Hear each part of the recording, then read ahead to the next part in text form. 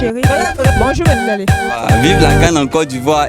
C'est un privilège énorme. Nous sommes contents d'attendre cela et d'apprendre, de recevoir cette bonne nouvelle.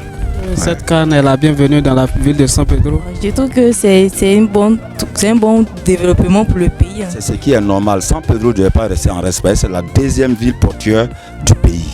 D'abord, moi, ça me fait plaisir que la ville soit parmi celles qui vont gagner la CAN.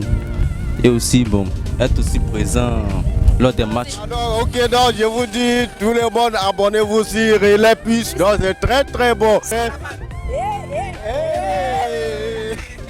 C'est bientôt la CAN en Côte d'Ivoire et San Pedro est l'une des villes organisatrices de cette CAN. Pour connaître les impressions de la population de San Pedro, suivez-moi. Bonjour papa. Bonjour ma fille. Comment est-ce que vous allez? Oh, bien par la grâce de Dieu. Alors, San Pedro fait partie des villes organisatrices de la Coupe des Nations Unies en Côte d'Ivoire. Quelles sont vos impressions? Oh, mes impressions sont bonnes.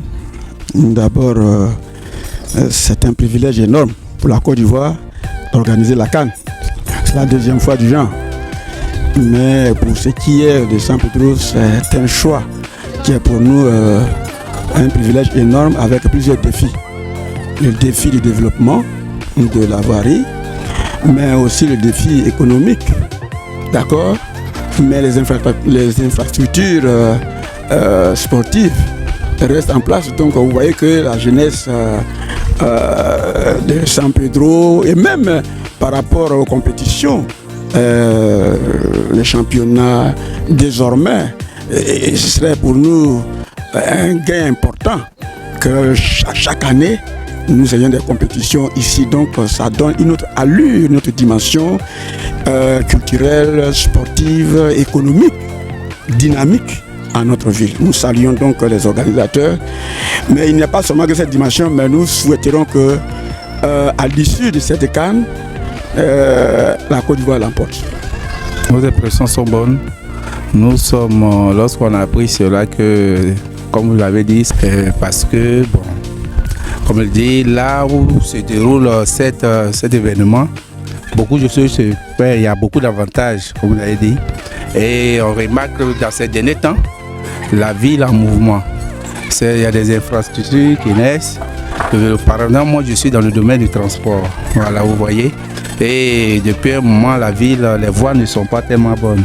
Ça fait que nous avons beaucoup de difficultés au niveau du transport. Ce que tu gagnes, après tu mets ça encore dans les dépenses, réparation, la mécanique, tous ces détails-là.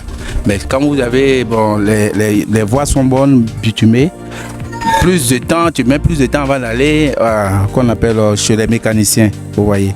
Surtout la grande voie que nous voyons, la grande voie du marché là, surtout c'est disons une voie centrale pour la ville. Parce que le monde est l'autre côté là-bas, JB, et ça fait nous, moi par exemple, ça m'évite, je ne vais pas là-bas à cause de cette chose, je ne vais pas trop là-bas si ce n'est pas souvent des courses. Comme on me propose quelque chose de un peu plus, je ne vais pas là-bas pratiquement. Or, il y a du monde là-bas. Ça fait partie de la clientèle de San Pedro lorsque nous connaissons.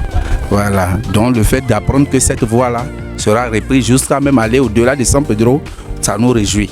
Ça nous réjouit, c'est une très bonne chose. D'abord, c'est ce qui est normal. San Pedro ne devait pas rester en respect. C'est la deuxième ville portuaire du pays. Et toute la région du sud-ouest a pour district, pour département San Pedro. Donc San Pedro devait être choisi pour la CAN. Et c'est ce qui est normal. Ils ne se sont pas trompés. La CAN qui arrive à San Pedro va donner l'attirance de toute une région, ceux de Daloa, de Gagnoa, de Bérébi, de Tabou et même de Djéné, de tous les contrées de la Côte d'Ivoire vont venir à cette CAN-là. Parce que c'est selon les équipes qui seront à la CAN qu'il va avoir une attirance. Si on dit le Cameroun, bien le Sénégal joue à San Pedro, mais c'est toute l'Afrique de l'Ouest qui sera à San Pedro. Ça, c'est formidable. Les hôtels vont marcher. Ça, c'est le côté positif. Mais la CAN même nous donne des problèmes. Nous qui sommes d'abord à San Pedro là. L'eau à boire, ça fait 3 jours, 4 jours. Ceux d'ici nous coupent de l'eau. Les femmes sont obligées d'aller dans les pucettes à cause de la CAN. Tout est devenu cher à cause de la CAN. Le paquet d'attiqués, que 3-4 personnes se réunissaient pour manger pour un seul paquet, aujourd'hui ne peut pas se manger. Parce qu'il y a la CAN qui est devant. tout est devenu cher. San Pedro avait la ville la plus chère. Poussiéreux de surcroît. Il ne pleut même plus à cause de la canne. On nous a arrêté la pluie, on dit non, on fait du travail. C'est bien beau. Nous sommes privés de tout. Tout est devenu sec. C'est devenu un coin comme le Tchad ou bien le Niger. C'est un Sahel total à cause de la canne. Est-ce que ceux qui sont hôteliers, qui ont des maquis, ça va marcher? La jeunesse dont vous parlez là, ils vont courir vers les stades.